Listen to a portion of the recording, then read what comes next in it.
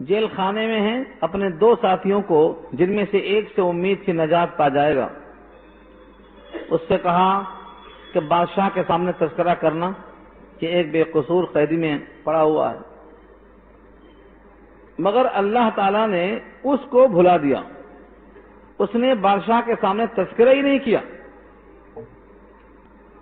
اور اس کی وجہ سے لبث فی السجن بضع سنین، سالوں پڑے رہے۔ کم سے کم کی روایت یہ ہے کہ 7 سال اس واقعے کے بعد رہے آپ۔ اللہ کو یہ بات پسند نہیں کہ کوئی اللہ کا بندہ، خصوصاً اللہ کا نبی، وہ کسی غیر کو واسطہ بنائے نجات کے سلسلے میں، اس لیے اللہ نے اس کو فراموش کرا دیا۔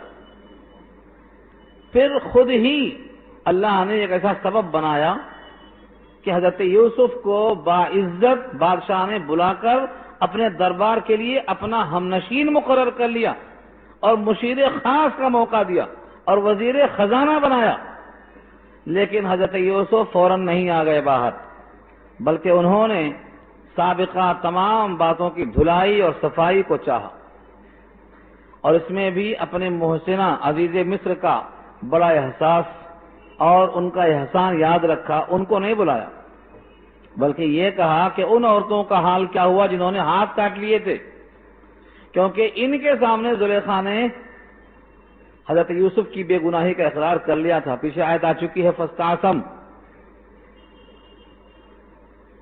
اگر ان عورتوں نے بھی اقبال کر لیا تو ان کی براءت صاف ہو جائے گی، تاکہ بادشاہت کے پاس پہنچ کر جو مقام مرتبہ ملے گا، لوگوں کی زبانیں تو بند ہو جائیں گی لیکن دل میں کوڑتا رہے گا کہ یہ ایسا ہے یا ایسا ہے یا ایسا ہے۔ تو فوراً نہیں آ گئے، بلکہ شرطیں لگائیں کہ پہلے بادشاہ کو جا کر پوچھو کہ ان عورتوں کا معاملہ کیسا رہا، جب تک اس واقعے میں میری براءت نہیں ہو جاتی میں یہاں سے نکلنا پسند نہیں کرتا، مجھے کس وجہ سے قید خانے کے اندر رکھا گیا ہے، اس معاملے میں قصور کس کا ہے واضح ہونا چاہیے۔ یہاں سے ہماری گفتگو باقی تھی۔ وقال للذي ظن انه ناج منهم اذكرني عند ربك، اور کہا اس شخص کے لیے کہ گمان تھا کہ وہ نجات پانے والا ہے ان دو میں سے ایک، اذکرنی، تذکرہ کرنا میرا، عند ربک، اپنے مالک کے سامنے۔ یہاں ربک سے مراد بادشاہ ہے۔ فانساہ الشیطان، شیطان نے بھلا دیا، ذکر ربہ، اپنے رب یعنی مالک کے سامنے تذکرے کو بھلا دیا۔ بادشاہ کو رب کہنا اور رب کے معنی لغوی یہ سب باتیں پیچھے آ چکی ہیں کہ رب کو مطلق بولنا ہے تو یہ جائز نہیں ہے، اضافت کے ساتھ جائز ہے۔ آقا کے معنی میں رب المال، مال کا مالک، رب الابل، اونٹ کا مالک، رب البیت، گھر کا مالک، رب المال، مال کا مالک۔ اضافت کے ساتھ رب لگانا جائز ہے، بلا اضافت کے جائز نہیں ہے۔ ایک قول تو یہ ہے۔ دوسرا قول یہ ہے سابقہ امتوں میں اسباب شرک پر رکاوٹ نہیں تھی، صرف شرک منع تھا، لیکن اب قیامت تک کوئی نبی نہیں آئے گا، کوئی شریعت نہیں آئے گی، تو اب شرک بھی منع ہے اور اسباب شرک بھی منع ہے۔ جن سے دروازہ شرک کا کھل سکتا ہے وہ سب دروازے بند ہیں۔ جتنی جھاڑیوں میں کانٹے نکل سکتے ہیں شرک کے، کفر کے، ان جھاڑیوں کے قریب جانا منع ہے۔ یہاں تک کہ فرمایا کہ تم شرک کے قریب نہیں جا سکتے۔ جن جن چیزوں سے شرک کا شائبہ ہے ان سے بچنے کا حکم دیا گیا۔ فَلَبِثَ فِي السِّجْنِ بِضْعَ سِنِينَ، شیطان نے جب اس شخص کو بھلا دیا تو یوسف قید خانے میں رہے۔ لبثہ مانے رہے، کب تک رہے؟ بضع سنین، بضع مانے 3 سے 10 تک پر اس کا اطلاق ہوتا ہے، 3 سے 9 تک پر اس کا اطلاق ہوتا ہے، کم سے کم 3 سال، حد سے حد 9 سال۔ اور سنین جمع کا صیغہ ہے، سنین سنتن سے جمع ہے، سالوں، اس لیے شارحین کہتے ہیں کم سے کم 7 سال تک رہے۔ لیکن اخلاق کا اور اخلاق کریمہ کا پیکر دیکھو انبیاء کیسا ہوتے تھے۔ 7 سال کے بعد ایک حاجت ہوئی بادشاہ کو، اور اسی شخص نے جس نے خواب کی تعبیر پوچھا تھا اور جا کر وہاں ذکر نہیں کیا، بھول گیا، اسی کو پھر موقع ملا حضرت یوسف کے پاس آ کر خواب کی تعبیر پوچھنے کا۔ ہم اور آپ ہوتے تو کیا بولتے؟ میاں شرم و حیا کچھ ہے نہیں ہے؟ ایک چھوٹا سا کام لگایا تھا جا کے بادشاہ کے پاس ذکر کرنا، تم نے تذکرہ نہیں کیا اور اب تم پھر سے وہی آئے ہو تعبیر پوچھنے، جھٹک دیتے۔ لیکن یہ انبیاء کا اخلاق، ان کا فضل، ان کی شفقت، یہ بھی نہیں کہا کہ تم نے میرا تذکرہ نہیں کیا یا کیوں نہیں کیا، بلکہ جو فرض منصبی ہے سوال کا جواب دے دیا، اور وہ بھی بڑی خوش اسلوبی سے، سوال کے بقدر جواب نہیں، اس کے اضافے کے ساتھ، تدبیروں کے اضافے کے ساتھ۔ اس سے معلوم ہوتا ہے کہ ہر شخص کو تحمل کتنا ہونا چاہیے۔ دعوت اللہ کا جو کام کرنے والے ہیں ان کو اپنا ظرف کتنا بڑا کرنا چاہیے کہ چھوٹی چھوٹی باتوں پر انتقام کے بجائے، غصہ اور عتاب کے بجائے، ہر بات پر مواخذے کے بجائے ایسے اخلاق سے پیش آنا چاہیے کہ وہ شخص بھول جائے اور اندر اندر خود نادم ہو اپنی حرکتوں پر۔ یہاں ایسا ہی واقعہ پیش آیا۔ وقال الملک، اور کہا بادشاہ نے، انی ارا، بے شک میں دیکھ رہا ہوں، 7 بقرات، 7 گائیں۔ بقرات کا ترجمہ بعض لوگوں نے گائے کیا ہے، بعض لوگوں نے بیل کیا ہے۔ جن لوگوں نے بقرات کی تے کو مؤنث مانا ہے انہوں نے ترجمہ گائے کیا ہے، اور جن لوگوں نے تائے کو تا برائے جنس کہا ہے ان لوگوں نے یہاں ترجمہ بیل کیا ہے۔ یا یوں کہا جائے کہ بیل اور گائے کا فرق خواب میں نظر نہیں آتا، بقراتن کے لفظ میں دونوں کی گنجائش ہے۔ 7 بقراتن، 7 گائیں فربا۔ بقراتن کی صفت ہے سمان، سمین سے بنا ہے، سمین کے معنی موٹاپا، سمن کہتے ہیں موٹاپے کو اور سمین کہتے ہیں موٹے آدمی کو، تو سمانن یہ صفت ہے، 7 موٹی گائیں۔ یہ بادشاہ نے خواب دیکھا۔ دیکھو اللہ کی مرضی، قید خانے کے آدمی نے اگر خواب بیان کیا ہوتا اور درخواست کی ہوتی تو بادشاہ کی نگاہ میں حضرت یوسف کی یہ واقعات نہ ہوتی، لیکن اب خود بادشاہ حاجت مند ہے، بادشاہ خود طلبگار ہے، اس کو ایک معبر کی ضرورت ہے، اور پورے درباری ان کے نااہل تھے، تعبیر دینے کے لائق نہیں تھے، ان کا اعتراف یہاں خود موجود ہے۔ اتنے بڑے دربار میں سب کے سب تعبیر کے مسئلے میں نکمے ثابت ہوئے، اور وہ خود کہہ رہے ہیں آگے 7 بقرات، 7 موٹی گائے۔ کیا ہوا؟ یأکلہن 7 عجاف، ان کو کھا رہی ہیں پتلی پتلی گائیں۔ موٹی گایوں کو پتلی گائیں کھا رہی ہیں، ہمیشہ الٹا ہوتا، موٹی گائے پتلی گائے کو مارتی ہے، لیکن یہاں یہ ہے کہ پتلی گائے موٹی گائے کو کھا جا رہی ہیں۔ ہمیشہ جو نظر آتا ہے اس کا بالکل الٹا ہے، بڑی مچھلی چھوٹی مچھلی کو کھا جاتی، موٹی گائے چوڑی گائے اونچی گائے پتلی گائے کو مار دیتی، یہاں الٹی کھوڑ دیکھا، موٹی گایوں کو پتلی گائیں کھا رہی ہیں۔ وَسَبْعَ سُنبُلَاتٍ خُضْرٍ، اور 7 ہری بھری بالیاں ہیں، 7 مانے 7 اور سنبلاتن بالیاں، سنبلہ واحد ہے، سنبلات اس کی جمع، خضرن ہری بھری بالکل تر و تازہ، وَأُخْرَى یابسات، اور دوسری خشک ہیں، یہ تر ہیں اور دوسری خشک ہیں۔ اب بتائیے آپ خواب میں کیا سمجھ میں آئے گا؟ خواب کی تعبیر جیسا کہ میں نے شروع میں عرض کیا تھا ایک فن ہے، عالم مثال میں کوئی چیز دیکھی جائے تو عالم وجود میں اس کی کیا شکل بنتی ہے۔ جیسے کسی نے کہا نماز قیامت میں حور کی شکل میں ڈھل جائے گی، اور آنکھیں بند کر کے نماز پڑھا ہے تو وہ حور اندھی ہوگی، بعض روایتوں میں قصہ ملتا ہے نا۔ یہ کیا ہے؟ کسی نے خواب میں دودھ دیکھا تو اس کی تعبیر علم ہے، کسی نے لباس دیکھا تو دیانت داری اور دینداری ہے۔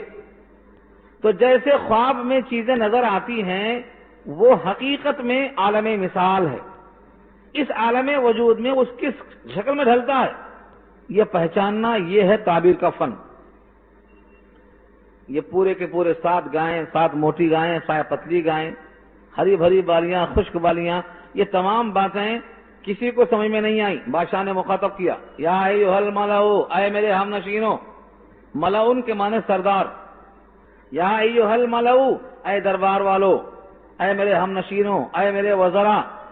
افتونی، مجھے فتوا دو، مجھے بتاؤ. فی رؤیای، میرے خواب کے بارے میں. ان کنتم للرؤیا تعبرون، اگر ہو تم خوابوں کی تعبیر جانتے. تعبرون، اگر تم خوابوں کی تعبیر بتا سکتے ہو تو بتاؤ میرے خواب کے بارے میں کیا ہے. تمام وزراء نے بھری محفل میں بیک زبان ہو کر اعتراف کیا. قالوا اضغاث واحلام، کہنے لگے یہ تو اضغاث اور احلام ہیں،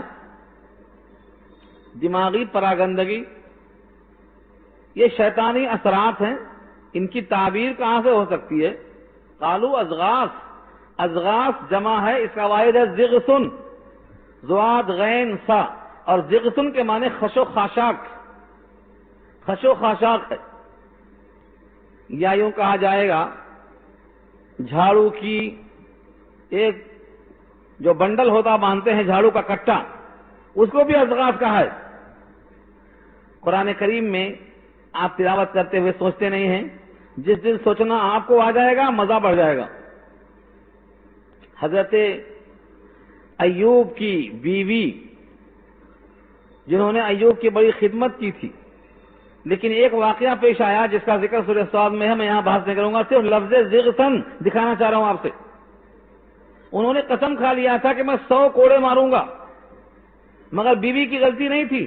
اللہ نے کہا تیری بیوی بے قصور ہے، تیرے ساتھ بڑی مہربان ہے، اس کے مارنے سے فائدہ نہیں، ہاں قسم پوری کرنا ہے تو 100 کاڑیاں جھاڑو کی ایک رسی میں باندھ لو اور ایک بار ایسا مار دو. 100 مار لگ گئی. وہاں لفظ کیا ہے؟ وَخُذْ بِيَدِكَ زِغْثًا فَاضْرِب بِهِ.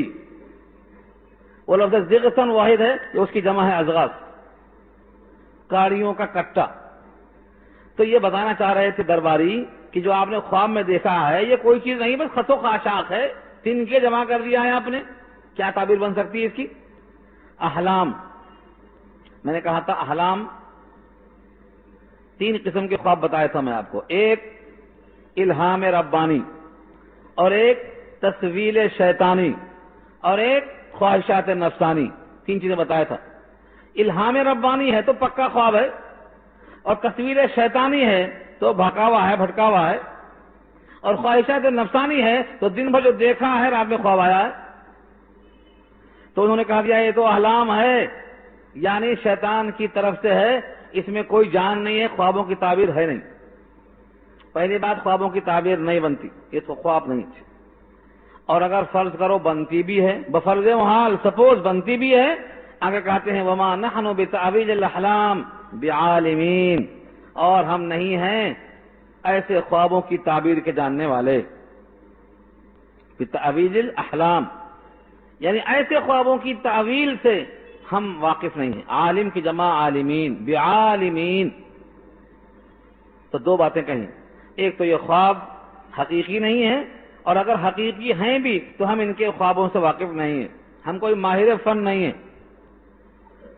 یہ ابھی سوال جواب چل رہا تھا بادشاہ کا درباریوں کے درمیان میں کہ وہ شخص جس کو حضرت یوسف نے تعبیر بتایا تھا کہ تو بادشاہ کے ہاں ساقی بنے گا، اس کو یاد آیا کہ مجھ سے ایسا کہا تھا یوسف نے مگر میں بھول گیا. اب چونکہ بات خوابوں کی آئی یاد آیا. وقال الذي نجا منهما، اور کہا اس شخص نے جو نجات پا گیا ان دونوں میں سے. وذکر بعد امت، بعد امت مانے بعد مدت، امت مانا مدت ہے یہاں. وذکر، اور یاد آ گیا اس کو، بعد مدت، ایک زمانے کے بعد، ایک مدت کے بعد. 7 سال کا زمانہ گزر گیا، اب یاد آیا. اور کہتا ہے انا انبئکم بتاویلہ، میں اس کی تعویل سے تم کو باخبر کرتا ہوں. فارسلون، مجھے ذرا چھوڑو تو صحیح. بس قرآن کریم تفصیل کو بیان کیے بغیر، کیونکہ اصول کیا ہے، جو بات خود بخود سمجھ میں آ جائے اسے چھوڑ دیا جاتا ہے. اب یہاں سے بادشاہ کے پاس جانا، جیل کے اندر داخل ہونا، اجازت نامہ حاصل کرنا، وہاں پہنچ کر یوسف سے بات کرنا، یہ سب ضمنی باتیں ہیں، خود بخود سمجھ میں آتی ہیں، ان کا ذکر نہیں کیا قرآن نے۔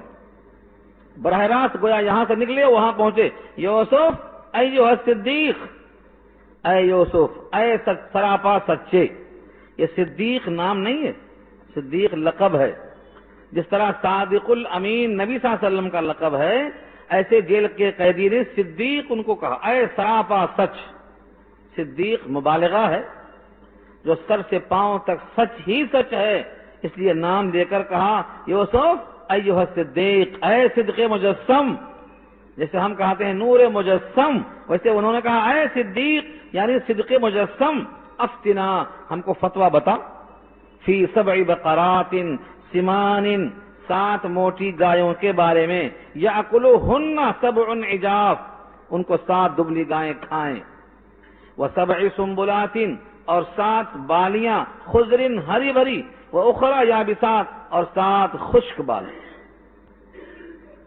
بس خواب اتنا ہی ہے، لعلی ارجع الی الناس، شاید کہ میں لوٹوں لوگوں کے پاس، لعلہم یعلمون، تاکہ وہ بھی جان لیں، کیا جان لیں، کہ ایک شخص جیل میں ایسا بھی ہے کہ دھرے دربار میں جس کے پاس کوئی بھی اس کا حل نہیں بیان کر سکا، ایسا بیان کرنے والا شخص جیل میں پڑا ہوا ہے، یعلمون، لعلہم یعلمون، تاکہ وہ بھی جان لیں کہ ایک جاننے والا جانکار وہاں پڑا ہوا ہے۔ لعلی ارجع الی الناس، شاید کہ میں لوٹوں لوگوں کی طرف، تاکہ وہ بھی خوب معلوم کر لیں۔ حضرت یوسف نے اپنا پورا واقعہ ذکر تک نہیں کیا اور خوابوں کی تعبیر بتا دیا اور بڑی حکیمانہ گفتگو کی۔ قال، فرمایا، تزرعون، تم کھیتی کرو گے، زراعت سے تزرعون ہے، تم زراعت کاشتکاری کھیتی کرو گے، 7 سنین، 7 سال، دأبا، دأبا کے معنی خوب جم کر، 7 سال تک تمہاری کھیتی خوب جم کر ہوگی، خوب غلہ پیدا ہوگا۔ خواب کی تعبیر پہلے جز کی اتنا ہی تھی، لیکن اس تدبیر کے ساتھ بتا رہے ہیں تاکہ بھلا ہو جائے، مخلوق کا فائدہ ہو جائے۔ فما حصدتم، پھر جو کچھ تم کھیتی میں سے کاٹو، فذروہ، اس کو چھوڑ دو، فی سنبلہ، اسی کی بالوں میں۔ لکھا ہے شارحین نے کہ جو گیہوں یا غلہ بھوسے سے باہر نہ نکالا جائے اسے گھن نہیں کھاتے، ویسے ہی پڑا رہتا اسی حال میں، اور جب اس میں سے باہر نکل جاتا ہے اور پیکنگ خدائی کھل جاتی ہے تو کیڑے لگ جانا شروع ہو جاتے، اس لیے انہوں نے کہا فذروہ فی سنبلہ، انہیں بالیوں میں یوں ہی چھوڑ دینا، الا قلیل، مگر تھوڑا سا، کتنا، مما تاکلون، جتنا اس میں سے تم کھا سکو اتنا ہی نکالنا۔ یہ کیا ہے؟ یہ خواب نہیں تھا، یہ خواب کے ساتھ تدبیری بیان تھا۔ اسی واسطے کہتے ہیں معبر ایسا ہو جو تدبیر بھی بتائے اور محسن بھی ہو، مخلص بھی ہو، ہمدرد بھی ہو، شفیق بھی ہو، مہربان بھی ہو، تاکہ خوابوں کے اندر اگر کوئی ایسی بات ہے تو بڑے ہی خوش اسلوبی سے اس کو حل بھی کرے۔ ظاہر بات ہے کہ اتنا بڑا مسئلہ ہے کہ 7 سال تو خوب اچھی بارش ہوگی، خوب فصلیں ہوں گی، اور 7 سال تک کچھ بھی پیداوار نہیں ہوگی۔ اگر تدبیر نہ بتاتے کہ 7 سال تک جب غلہ نہیں پیدا ہوگا تو کیا کرو گے، تدبیر معلوم ہے تو اس کو محفوظ رکھیں گے، تھوڑا سا حصہ اس میں سے نکال کے کھاتے رہیں گے، اتنا حصہ چھوڑ دیں گے جتنا کاروبار میں، کاشتکاری میں کام میں آتا ہے۔ ثم یأتی، پھر آئے گا، من بعد ذلک، ان 7 سال کے بعد، 7 شداد، سخت ترین سال، 7 کے معنی 7 اور شداد کے معنی شدید، شدید کے معنی سخت ترین دن آئے گا، یأکلنا، کھائیں وہ اس ذخیرے کو جو 7 سال میں جمع کر کے رکھا تھا بالیوں میں، نکال کے تھوڑا تھوڑا اس میں سے کھائیں، ما قدمتم لہن، جو تم نے آگے چھوڑ رکھا تھا ان برسوں کے لیے، الا قلیل، مگر تھوڑا تھوڑا چھوڑ دینا، کتنا، مما تحسنون، جتنا دوبارہ تمہیں کھیتی میں بیج کے موقع پر کام آئے، یعنی بیج ڈالنے کے لیے بقدر حاجت کے اس کو نہیں کھولنا، چھوڑ دینا ویسا ہی، کیونکہ 7 سال تک وہ محفوظ نہیں رہے گا، سڑ جائے گا، اس کو بھوسے کے اندر سے باہر نکالنا ہی نہیں۔ ثم یاتی، پھر آئے گا، من بعد ذالک، اس کے بعد، عام، ایک ایسا سال، فیہ یغاث الناس، اس میں لوگوں پر خوب بارش ہوگی، لوگ خوب برسائے جائیں گے، وفیہ یعصرون، اور اس میں لوگ خوب نچوڑیں گے، یعنی خوب انگور کے شربت بنائے جائیں گے۔ نچوڑنا، یعصرون عصر کے معنی آتے ہیں نچوڑ دینا، عصیر کہتے ہیں نچوڑے ہوئے عرق کو، یعنی خوب پیا جائے گا، خوب شیرہ بنایا جائے گا۔ ان تین باتیں ہمیں اچھی طرح واضح کرنا ہے۔ ایک تو یہ کہ 7 موٹی گائیں خوشحالی کے سال ہیں، 7 دبلی گائیں قحط سالی کے سال ہیں، یہ تو خواب میں تھا۔ اور بالیوں کو چھوڑ دینا، اتنا ہی کھانا جتنا تمہیں حاجت ہے، یہ ان کی تدبیر تھی۔ اور بالیوں سے نہ نکالنا بقدر بیج کے، یہ بھی ان کی حکمت اور دانائی کی بات تھی۔ لیکن آخری بات جو کہا کہ پھر ایک سال ایسا آئے گا جس میں خوب بارش ہوگی اور خوب نچوڑے جائیں گے شربت، یہ خواب میں نہیں تھا، یہ کیسے معلوم ہوا؟ شارحین لکھتے ہیں 2 شکلیں ہیں اس کی۔ ایک تو آسان بات ہے، کہا دیا جائے نبی ہیں، اللہ نے خبر دے دی ہوگی، وہی آئی ہوگی، فرشتہ آیا ہوگا، یہ تو امکان ہے، یہ کہا جا سکتا ہے، یہ تو بہت صاف صاف ہے۔ لیکن اس سے ہٹ کر بحیثیت معبر کے کیا کوئی شکل بنتی ہے جو انہی خوابوں سے یہ بات بھی نکلتی ہو؟ ہاں، امام قرطبی لکھتے ہیں کہ ذہین تھے حضرت یوسف، بلکہ ہر معبر ذہین ہوتا ہے، اگر ذہین نہ ہو تو تعبیر نہیں دے سکتا ہے۔ اس کے لیے تعبیر نامہ خواب ابن سیرین کا اور تعبیر الرؤیا ابن سیرین کا، یہ حصہ دیکھیے تو آپ کو اندازہ ہوتا کہ خواب میں کچھ ہے، تعبیر کچھ بن رہی ہے۔ حضرت یوسف نے محسوس کیا کہ گائے 7 ہی ہیں جو موٹی ہیں اور 7 دبلی بھی ہیں، 8 نہیں ہیں۔ اور جب دبلی گائے سے مراد خشکسالی ہے اور موٹی گائے سے خوشحالی ہے تو یقیناً 8ویں سال بارش ہونا چاہیے، کیونکہ خواب میں 7 ہی دبلی گائے ہیں، 8 نہیں ہیں، لہذا 7 سال قحط ہونے کے بعد یقیناً خوشحالی ہونا چاہیے۔ یہ ان کا ذہن گیا اور ٹھیک ویسا ہی نکلا۔ اور آپ نے شاید اس طرف نہیں سوچا ہوگا کہ مکے کے قحط بھی جو نبی صلی اللہ علیہ وسلم کی بد دعا سے ہوا تھا، اس کی مدت بھی 7 سال ہی تھی۔ اور یہ واقعہ سنا کر کفار قریش کو بتانا ہے کہ یوسف کے زمانے میں قحط 7 سالہ تھا اور مکے والا قحط بھی 7 سالہ ہے، اور وہاں بھی حضرت یوسف کو وزیر خزانہ بنایا تو لوگوں کو غلہ دستیاب ہوا، دوسرا اور کوئی راستہ نہیں تھا۔ یہاں بھی تمہیں قحط سالی سے بچنا ہے تو نبی کے دامن میں آنا ہی پڑے گا۔ چنانچہ ایسا ہی ہوا، ایمان تو نہیں لائے لیکن روئے گگرائے بہت۔ ابو سفیان خود آئے اور کہنے لگے کہ آپ کو اپنے رشتہ داری کا واسطہ دیتا ہوں، آپ نے ہمارے نوجوانوں کو، سرداروں کو تو بدر کے میدان میں کاٹ دیا، اور اب جو باقی بچے ہیں ان کو بھوک سے اور قحط سے مار دینے کی تجویز پیدا کر دیا، تو میں رحم کا واسطہ دیتا ہوں، اللہ سے دعا کرو بارش ہو جائے۔ تو نبی کے دامن میں آئے تو قحط سالی ختم ہوئی، وہاں بھی اور یہاں بھی۔ تو تشبیہ دیکھو، مکے والوں کو واقعہ سنا کر اشارہ کرنا مقصود تھا۔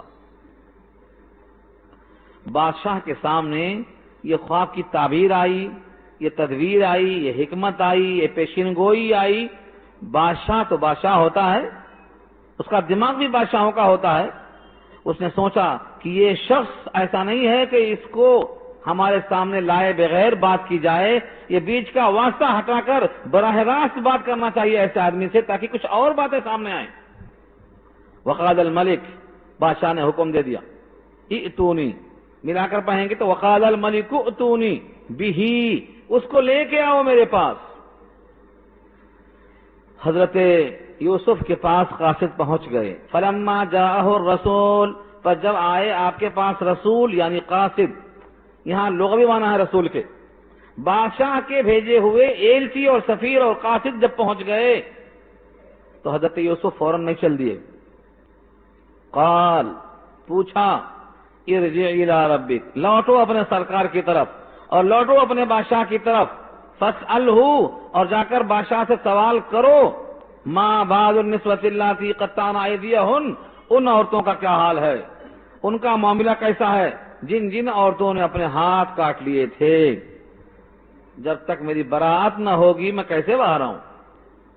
ان ربی بکیدہن علیم، بے شک میرا رب ان کے قید اور مکر سے اچھی طرح سے واقف ہے، لیکن ہم چاہتے ہیں عوام الناس بھی واقف ہو جائے تاکہ سب کی زبانیں آئندہ بند ہوں گی بادشاہت کے خوف سے، لیکن دل بند نہیں ہو سکتا، آج دل میں صفائی ہو جانا چاہیے۔ اس واقعے کو سامنے رکھو، اس آیت کو سامنے رکھو، اب روایتیں دیکھو۔ فرمایا نبی صلی اللہ علیہ وسلم نے، اللہ تعالیٰ یوسف پہ رحم کرے، کس قدر ان کو جذبہ تھا اپنی باقی اور براءت کا، اتنا لمبا زمانہ قید میں گزارنے کے بعد بلاوا بادشاہ کی طرف سے آیا تو بھاگے نہیں چلے گئے، بلکہ یہ حکم دیا کہ پہلے تحقیق کرو جب ہم باہر نہیں آتے۔ فرمایا ابن کثیر نے قرطبی کے حوالے سے، فرمایا نبی صلی اللہ علیہ وسلم نے اگر میں ہوتا تو یہ تحقیق نہیں کرواتا، دروازے کی طرف فوراً چل دیتا۔ اس آیت کی تشریح لکھا ہے، خود بخاری میں واقعہ مذکور ہے، اگر میں ہوتا تو تحقیق نہیں کرواتا، دروازے کی طرف چل دیتا، کیونکہ 7 سال تک بے قصور پڑے ہوئے ہیں۔ کیا اس حدیث سے حضرت عیسیٰ، حضرت یوسف کی فوقیت معلوم ہوتی ہے، فضیلت زیادہ معلوم ہوتی ہے سید الانبیاء پر؟ لکھا ہے جزوی فضیلت تو ہر نبی کو کہیں نہ کہیں معلوم ہوگی، جزوی فضیلت تو ہر جگہ کہیں نہ کہیں ملے گی، لیکن کلی فضیلت مجموعہ من حیث الکل سید الانبیاء کو حاصل ہے۔ جس طرح پیچھے بات آ چکی ہے، تلک الرسل فضلنا بعضهم على بعض منهم من کلم اللہ ورفع بعضهم درجات، کوئی کلیم ہے، کوئی نجیب ہے، کوئی حبیب ہے، تو ہر ایک کے مراتب جزوی طور پر کہیں نہ کہیں فضیلت ہے، لیکن من حیث الکل مجموعی اعتبار سے سید الانبیاء کی فوقیت سب پر فائق ہے۔ اور ایک توجیہ اور بیان کی ہے قرطبی نے، نبی صلی اللہ علیہ وسلم نے اپنا تقابل نہیں کیا یوسف سے، بلکہ حضرت یوسف کا معاملہ الگ تھا۔ یوسف کو معلوم تھا بادشاہ کو میری ضرورت ہے، یہ کام کروا کر مجھے بلائے گا، تب انہوں نے یہ حکم دیا۔ لیکن نبی صلی اللہ علیہ وسلم کا جو حکم تھا کہ اگر میں ہوتا تو چلا جاتا، یہ تعلیم امت کے لیے ہے، کیونکہ بادشاہوں کے دماغ بڑے جلدی بدل جاتے ہیں، ہاں بہت جلدی تیور بدل جاتا ہے، اچھا میرا حکم ہے ٹال دیا، قتل کر دو۔ تو یہ حکیمانہ حکم تھا نبی صلی اللہ علیہ وسلم کا امت کی تعلیم کے لیے کہ ایسا موقع آئے تو اس سے فائدہ اٹھانا چاہیے، یہ تدبیر ہے اور امت کی تعلیم ہے۔ تعلیم امت کے واسطے ایسے کئی مقامات آپ کو ملیں گے۔ اس واسطے فرمایا کہ بادشاہوں کا سوچنا، ان کا غور و فکر کرنا اور ان کا حکم بدلتے رہنا بہت جلدی بدلتا رہتا ہے۔ اس لیے حکمت کا تقاضا یہ ہے کہ ایک قیدی اگر یہ ڈیمانڈ کرے بادشاہ سے اور بادشاہ کا دماغ پھر گیا تو کیا ہوتا سوائے قتل کرنے کے۔ اس لیے مطلوب جب پورا ہو رہا ہے تو اس کو حاصل کر لینا اور حکمت سے اس کو صفائی کر دینا، یہ ہے اس کا مقصد۔ بادشاہ کے سامنے حاضر ہوئے اور بادشاہ نے ان کی بات کو تسلیم کر لیا کہ واقعتاً ان کا مطالبہ صحیح ہے، ضد نہیں کیا بادشاہ نے، اور فوراً ان عورتوں کو بلوایا، عورتوں سے خطاب کیا، قال ما خطبکن اذ راوتن یوسف عن نفسہ، کہا تمہارا کیا واقعہ پیش آیا جب تم نے پھسلایا تھا یوسف کو اس کے جی کے بارے میں۔ لہجہ بتا رہا ہے کہ بادشاہ کو اتنی بات معلوم تھی کہ عورتوں نے پھسلایا، عورتوں نے پہل کیا، اتنی بات بادشاہ کو معلوم ہو چکی تھی۔ چنانچہ پیچھے یہ واقعہ آ چکا ہے کہ زلیخا نے ساری عورتوں کے سامنے بھری محفل میں اعتراف کیا تھا، انا راودتہ عن نفسہ فاستعصم، میں نے ہی ان کو پھسلایا تھا مگر یہ محفوظ رہے اور معصوم رہے اور بچ گئے۔ الان حضرت الحق، حق واضح ہو چکا ہے، انا راودتہ۔ ان عورتوں کو گواہ بنا لیا تھا، ان عورتوں نے بھی کہا تھا یوسف کی بات مان جا، تو حضرت یوسف نے یہاں عزیز مصر کی بیوی کو نہیں بلوایا، نہ ان کو فریق بنایا، کیونکہ ان کا احسان تھا، وہ نہیں چاہتے تھے کہ بھری محفل میں ان کو گھسیٹا جائے یا ان کی رسوائی میں اضافہ ہو۔ مقصد تھا اپنی براءت، اپنی تطہیر، اپنی پاکیزگی، لہذا یہ مقصد ان عورتوں سے پورا ہو سکتا تھا، اس واسطے ان کو نہیں بلایا۔ ان عورتوں سے سوال کیا گیا، اللہ کی مرضی یہ کہ جیسے ہی ان عورتوں نے سنا سوال، قلنا، سب بول پڑی، حاشا للہ، حاشا للہ، کلمہ تعجب ہے، اللہ کی شان، یعنی جو بات پوچھتے ہو اس سے ان کا کوئی تعلق نہیں، اللہ کی ذات جس طرح پاک اور مزکا ہے ایسا ہی اس واقعے سے ان کا کوئی تعلق نہیں ہے۔ حاشا للہ ما علمنا علیہ من سوء، نہیں جانا ہم نے اس کے اوپر کوئی بری بات، کوئی بری بات، سالوں رہنے کے باوجود ہم واقف نہیں۔ اب عزیز مصر کی بیوی نے خود پہل کی اور خود اپنی بات کو واضح کیا، قالت امرأۃ العزیز، کہا امرأۃ العزیز نے، عزیز کی بیوی نے، الآن، اب، حس الحق، حق تو پورا ظاہر ہو چکا ہے، انا راودتہ، میں نے ہی اس کو پھسلایا، عن نفسہ، اس کے جی کے بارے میں، وانہ لمن الصادقین، اور بے شک وہ سچوں میں سے۔ تو زلیخا نے اعتراف کیا، پوری عورتوں نے اعتراف کیا، اور بادشاہ نے ان کی براءت ظاہر کر دی۔ اب اس کے بعد جیل خانے سے باہر نکلنے کو تیار ہو رہے ہیں۔ یہاں کئی مسائل اخذ کیا ہے فقہا نے، کئی مسائل۔ ایک مسئلہ تو یہ ہے کہ جب تک براءت کامل طور پر نہ ہو جائے، اپنی تطہیر کے لیے آدمی کو ایسا موقع تلاش کرنا چاہیے۔ خود نبی کریم صلی اللہ علیہ وسلم اپنی ایک زوجہ کے ساتھ کھڑے ہو کر بات کر رہے تھے، غالباً صفیہ تھیں وہ، دو صحابی گزر رہے تھے، زمانہ تو لائٹ کا نہیں تھا کہ دور سے دکھائی دیتا ہو، ایک مرد ایک عورت نظر آئے، وہ دونوں صحابی جا رہے تھے، حضور نے آواز دے کر بلایا، او فلاں اور فلاں، دیکھو یہ میری بیوی صفیہ ہے میرے ساتھ۔ وہ دونوں صحابی لرز گئے، کہا یا رسول اللہ، یہ ہم آپ کے بارے میں کیا سوچ سکتے ہیں جو آپ نے ایسا فرمایا؟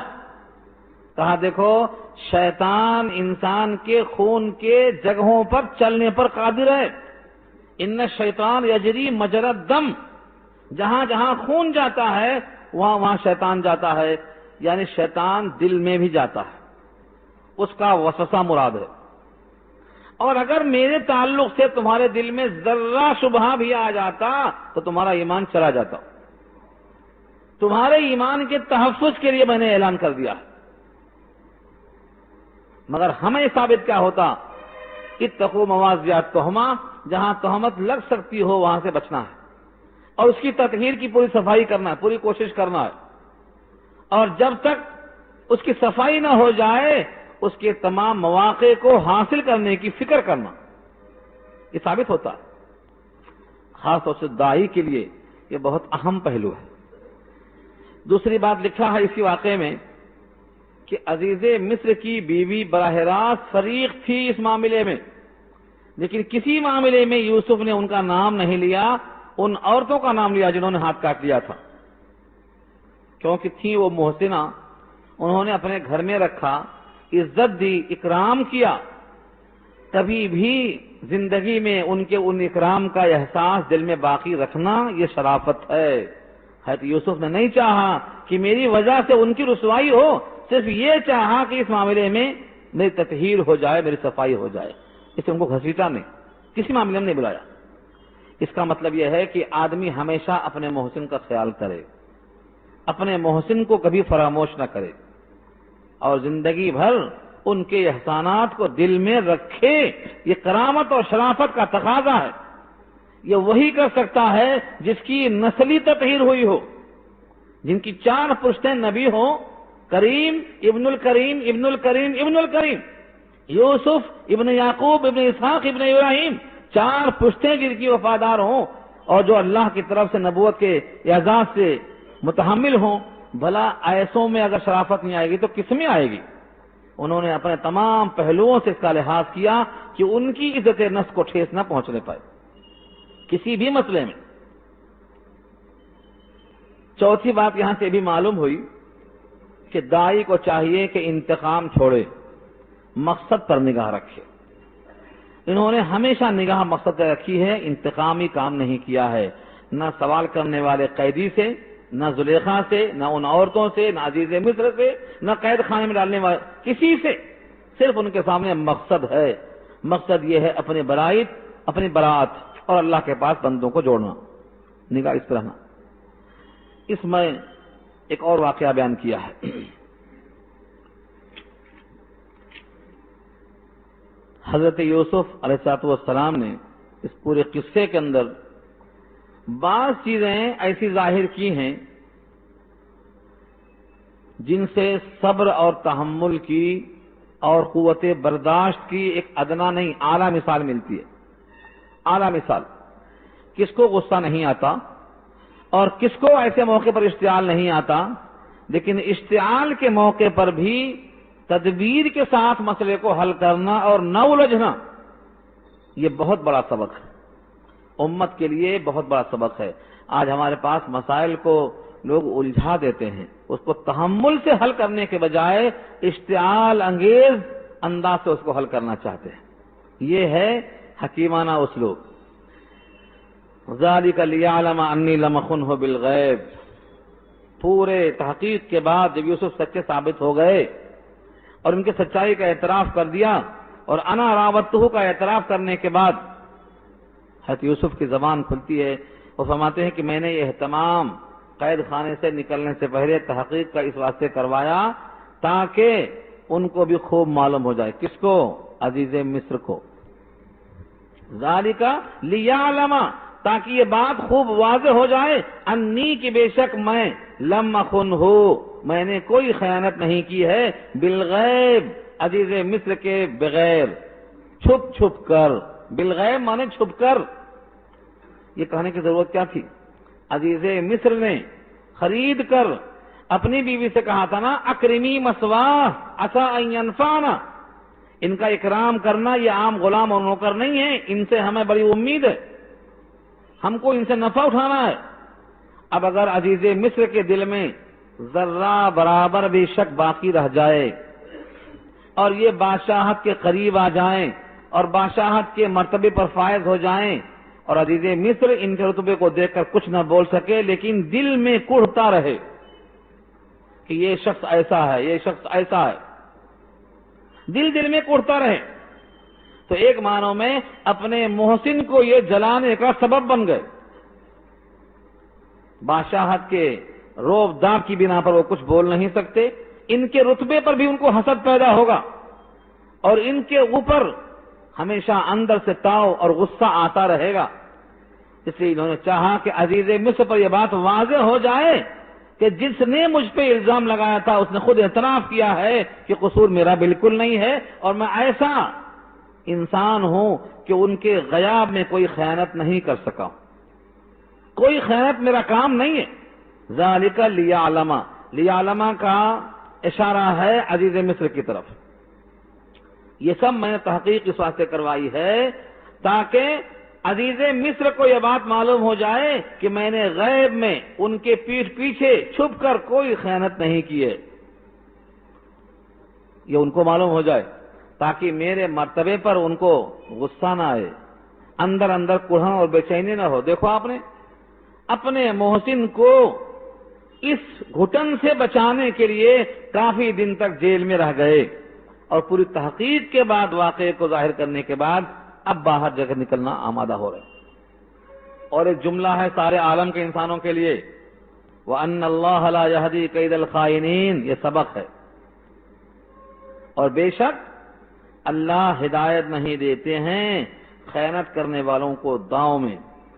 قید کے معنی داؤں، تدبیر، خفیہ سازش، منصوبہ، پلاننگ۔ خیانت کرنے والے اپنے فریب میں کامیاب نہیں ہو سکتے، یہ بات طے ہے۔ دیکھو زلیخا نے ایک تدبیر کی، قید خانے میں ڈلوا دیا تاکہ اپنے مطلب کو پورا کیا جا سکے۔ ان ساری عورتوں کو جمع کیا اور ساری عورتوں نے بیک زبان ہو کر پریشر ڈالا یوسف پر کہ اپنے محسنہ کی بات کو مان لو، کیوں قید خانے کے اندر پڑے رہتے ہو؟ یہ سب کیا ہے؟ یہ قید ہے، اس کو داؤں کہتے ہیں۔ اور اسی قید کی طرف اشارہ کیا عزیز مصر نے، یوسف اعرض عن ھذا، یوسف اسے اعراض کر جاؤ، اور کہا ان کیدکن عظیم، ان کا قید بہت بڑا ہوتا ہے۔ تو عزیز مصر کو یہ بات معلوم تھی، لیکن اب اس کے دل میں پوری طرح اطمینان ہو گیا کہ جب عورت نے خود اس کو ظاہر کر دیا۔ سارے عالم کے انسانوں کو یہ بات بتانا ہے کہ اللہ تعالیٰ کسی نہ کسی وقت خیانت کرنے والوں کی تدبیروں کا پردہ فاش کر دیتا ہے۔ ایک وقت ضرور آئے گا۔ اگر دنیا میں کوئی ایسا ہے جس کا پردہ فاش نہیں ہوا تو ایک دن مقرر ہے اس کام کے لیے، جب بندہ اور اللہ کے درمیان کوئی ترجمان نہیں ہوگا، براہ راست اللہ کے سامنے بندے کو کھڑا ہونا پڑے گا، اور اس موقع پر اس کی زبان کو اللہ بند کریں گے اور اس کے پورے جسم کے اعضاء خود وہ کام بتائیں گے۔ اس کے بعد لکھا ہوا ریکارڈ سامنے کر دیا جائے گا، اقرأ کتابک کفا بنفسک اليوم علیک حسیبا، اپنا روزنامچہ، اپنا کتابچہ زندگی بھر کا لکھا ہوا پڑھ لے، اپنا حساب خود کر لے، حساب کرنے کے واسطے تو خود کافی ہے۔ تو آخری ٹکڑا ساری امت کے لیے ہے، جو بھی سمجھتا ہے کہ ہم کوئی تدبیر کریں گے، غلط پلاننگ کریں گے، کوئی مشورہ کریں گے، کسی کو دھوکہ دیں گے، کسی کی عزت نفس کو اچھالیں گے، اپنا مطلب پورا کریں گے، عارضی طور پر اگر کسی کو فائدہ ہو بھی جائے، جیسے یہاں دیکھو یہ قید خانے میں ہے اور وہ مزے میں شاہی محل میں ہے، 7 سال تک برداشت کیا، نتیجہ کیا نکلا؟ تخت شاہی پر یہ آئے اور ان کی رسوائی سب کے سامنے ظاہر ہو گئی۔ بھائیوں نے کنویں میں ڈال دیا تھا، نتیجہ کیا ہوا؟ وہ قاتل ثابت ہوئے، ان کو باپ کے سامنے حاضری ہو کر پشیمانی کا سامنا کرنا پڑا، آگے ذکر اس کا آ رہا ہے۔ تو کسی کی کوئی تدبیر، خفیہ سازش نہیں چلی اور آئندہ نہیں چلتی۔ اس میں اشارہ ہے مکہ والے مشرکوں کی طرف کہ تم سب نے مل کر حضور کو قتل کرنے کا پروگرام بنایا تھا، چلنے والا نہیں ہے۔ اللہ جس کو باقی رکھنا چاہتے ہیں اسے کوئی ختم نہیں کر سکتا، واللہ متم نورہ ولو کرہ المشرکون، اللہ اپنے نور کی تکمیل کریں گے چاہے کافروں کو ناگوار ہی گزرے۔ اس کا مطلب کیا نکلا؟ ہو بہو مکے والوں کے حالات ایسے ہیں، جس طرح بھائیوں نے یہاں سلوک کیا یوسف کے ساتھ، ویسا ہی قریش نے کیا حضور کے ساتھ۔ اور ان تمام جگہوں میں یہ حکم موجود لگانا ہے کہ اللہ تعالیٰ ہدایت نہیں دیتا ہے مکر کرنے والے، خیانت کرنے والوں کو، یقیناً وہ ناکام ہونے والے ہیں۔ چنانچہ اس واقعے سے کفار قریش کو یہ وارننگ دینا مقصود ہے کہ یوسف جس طرح سے قید خانے سے باہر آئے، اب تخت شاہی پر ان کا استقبال کیا جائے گا، ایسے ہی مکے کے تمام مجرم حضور کے سامنے مجرم بن کر آئیں گے، اور فتح مکہ کی شکل میں حضور تخت شاہی پر بیٹھ نہیں دیتا، یعنی کسی حال میں تدبیر ناکام ہو جاتی ہے۔ اس کے بعد حضرت یوسف تخت شاہی پر آئے، بادشاہ کے پاس پہنچ کر کسی بھی کلام سے پہلے یہ جو واقعہ بیچ میں پیش آیا کہ بادشاہ نے بلوایا، آنے میں دیر ہوئی، تحقیق کروائے، یہ تمام چیزوں پر یقیناً بادشاہ پوچھ سکتا ہے کہ میرے بلانے پر آپ تاخیر کیوں کیے، یہ سب موقع ہی نہیں دیا، اور پہنچتے ہی کہتے ہیں وما ابرئ نفسی ان النفس لامارۃ بالسوء الا ما رحم ربی ان ربی غفور الرحیم، میں اپنے نفس کی براءت نہیں کرتا، میں اپنے نفس کی کوئی بڑائی نہیں کرتا۔ ان النفس لامارہ، بے شک نفس تو امارہ ہے، امارہ کہتے ہیں برائیوں کا حکم دینے والا، امارۃ بالسوء، نفس تو برائی کا حکم دیتا ہی دیتا ہے، الا ما رحم ربی، مگر وہ شخص جس پر میرے رب کا رحم ہو جائے وہی اس سے بچ سکتا ہے۔ ان ربی غفور الرحیم، بے شک میرا پروردگار غفور الرحیم ہے۔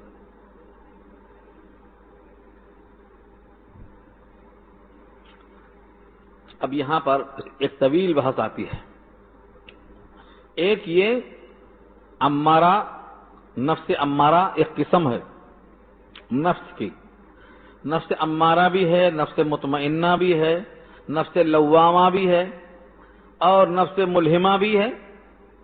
یہ انسانوں کے اندر ہی ہوتا ہے. کسی کا نفس امارہ، کسی کا مطمئنہ، کسی کا لوامہ، یہ درجے ہیں. انسان کی ویلو اور انسان کی بڑائی اسی نفس کے ان صفات سے متصف ہونے کے بعد بڑھتی ہے.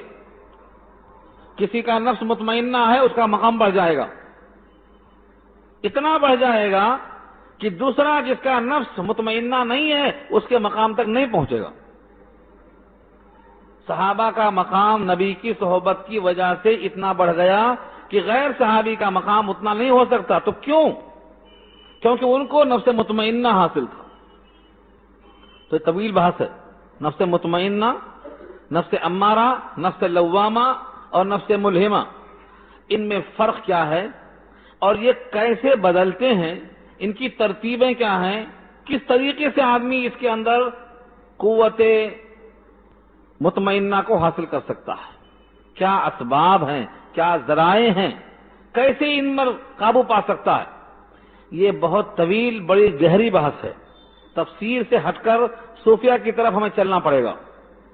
صوفیہ نے اس مسئلے کو بہت اچھا حل کیا ہے اور انہوں نے بہت سے اذکار، بہت سی اچھی صحبتیں اور بہت سے پرہیز اور بہت سے واقعات کے ذریعے سے اس کو واضح کیا ہے. ہر جی میں نفس ہوتا ہے. کسی کا نفس بدن میں ہوتے ہوئے بھی اس کی روح مر جاتی ہے. اللہ فرماتے ہیں بہت سے ایسے لوگ ہیں کہ ان کے دل ہیں مگر وہ دل سے وہ سمجھ نہیں پاتے، آنکھ ہیں مگر دیکھتے نہیں، ہاتھ ہیں مگر پکڑتے نہیں، ایک معنوں میں بالکل چوپائے کی طرح ہو جاتے ہیں، بلکہ اس سے بھی گئے گزرے ہو جاتے ہیں. لہم قلوب لا یفقہون بہا، یہ پوری آیت پڑھ لیجیے. تو دیکھنا یہ ہے ہمارا نفس کس درجے میں ہے، ہمیں نفس مطمئنہ حاصل ہے یا نہیں حاصل ہے. یہ گفتگو ہم انشاءاللہ آئندہ ہفتے میں رکھیں گے.